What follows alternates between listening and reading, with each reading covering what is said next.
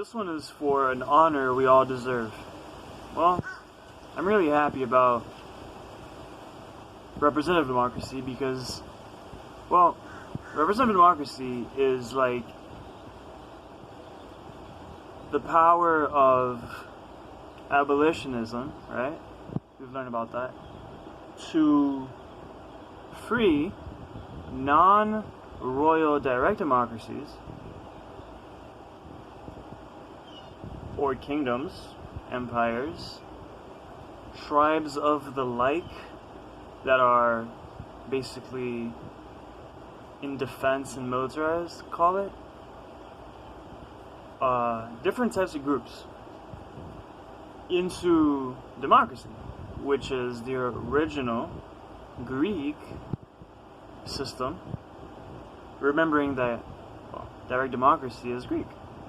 And Greece is obviously the fundamental of our educational system, of our culture, of the language we speak and how we speak it, I believe, at least in Western society, architecture, politics, and we think of philosophy, we think of art, we think of music, we think of classical literature. In history, the Western world has modeled Greece. And it's really clear that the government of Greece was a royal direct democracy, or a way to reach royal pure democracy, which is what democracy comes from in essence, really. I mean, it really is the beginning of democracy, and it is what democracy is. That's the word democracy. And there's really like no argument about that. I mean, when Aristotle wrote about politics, it was democracy. And democracy is in a royal perspective, royal direct democracy, the basic element of voting, and that's really all that it is, I think, truly based on, and rights, of course. Constitutional rights. It's really obvious that from the founding fathers was adopted their heritage, which was Greek. That's the way to found a new nation that's not a kingdom. A non-direct democracy kingdom. The founding fathers used their powers of authority and of legality to bring the law, and the legal system is Greek. So it's a fair legal system that has the judicial system and fair trial, and I do believe, if you've read philosophy,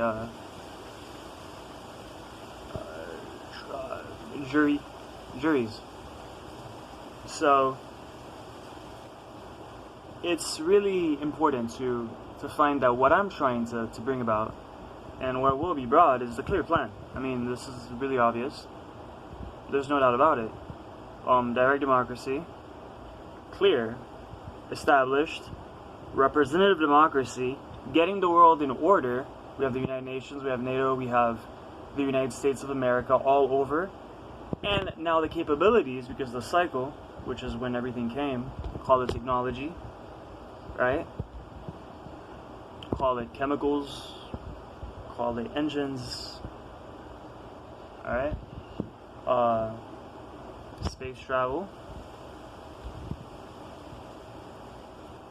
Leads us an ability then to bring about voting for what direct democracy really means. So, the word direct democracy is, I believe, not the same as pure democracy. You see, the Greek system was trying to be pure democracy, which is that we vote for everything. It's a philosophical model that we actually vote for everything in our community and overall in our government. Now, it is a little bit difficult to have a huge territory and have everybody vote in a lot of different ways for a lot of different things. So, imagine a bigger Greece, right?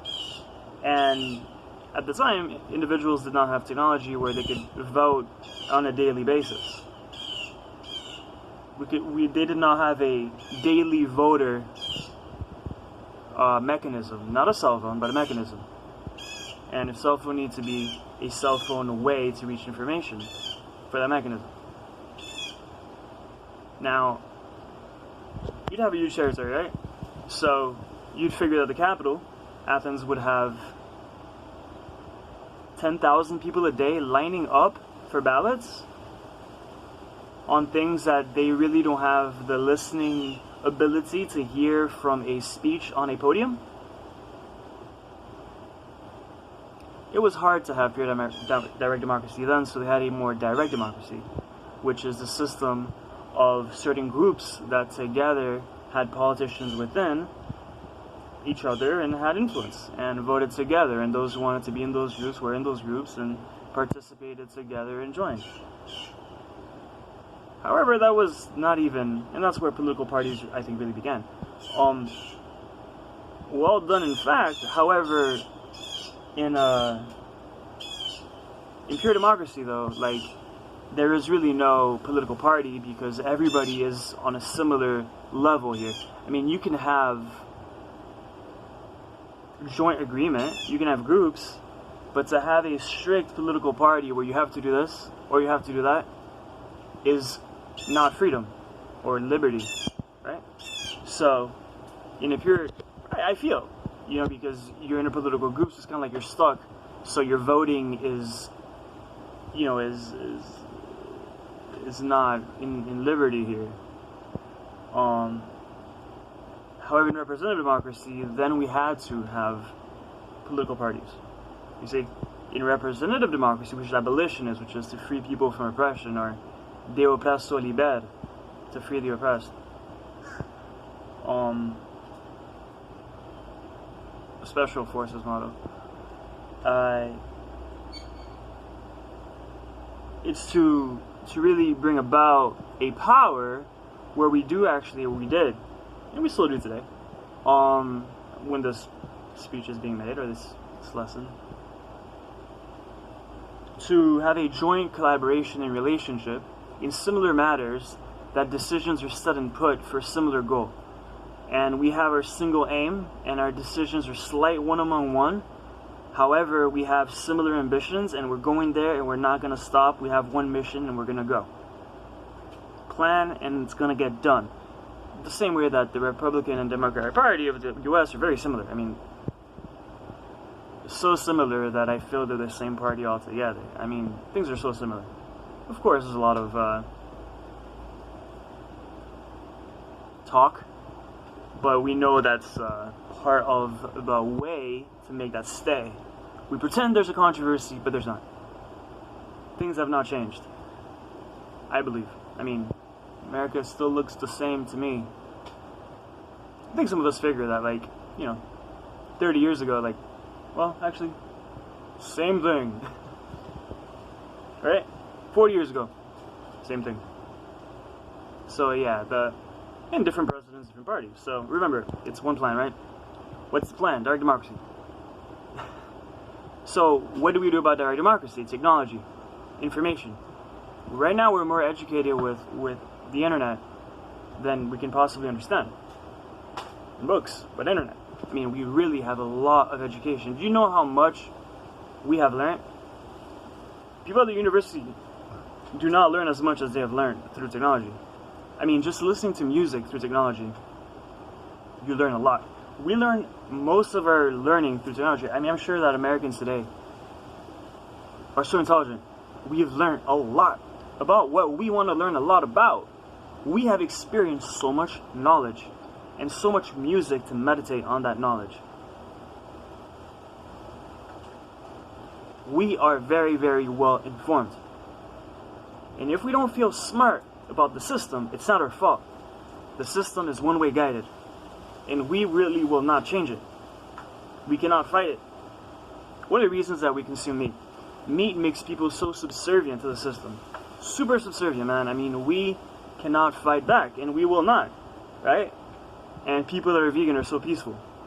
It's like the human attitude is amazing. So, direct democracy is like it's a voting platform, really. So the one I brought about is not pure direct democracy. It's not perfect. We're gonna have it in some places, small communities where we vote for everything. That's cool. I really want that to happen. However, I'm doing my best to exemplify one model, which is, you know, that we vote for major bills and initiatives. We together can have certain types of levels of voting for petitions, for laws, proposals to legislative branch, simple things. Military independence is very important. Remember that in Greece, the one thing we need to learn in history is that, well, one thing, actually, I mean, you know, I guess, they were perfect to me, actually, is that, considering that,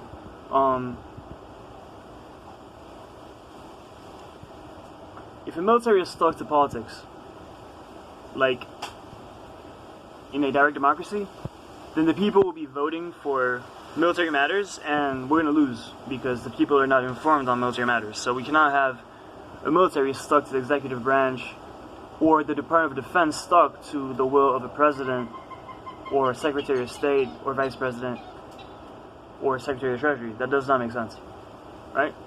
It does not. So, in that perspective, a